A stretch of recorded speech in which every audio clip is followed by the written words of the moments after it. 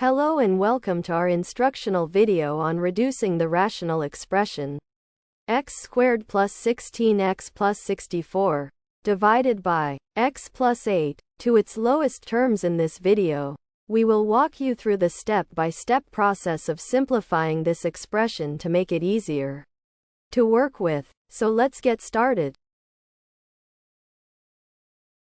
To reduce the rational expression x squared plus 16x plus 64 divided by x plus 8 to lowest terms, we start by factoring the numerator.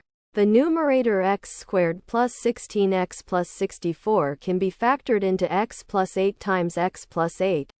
This is because x squared plus 16x plus 64 is a perfect square trinomial that can be rewritten as x plus 8 squared.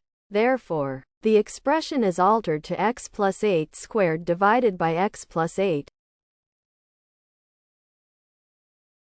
After factoring the numerator, the expression is now x plus 8 times x plus 8 divided by x plus 8.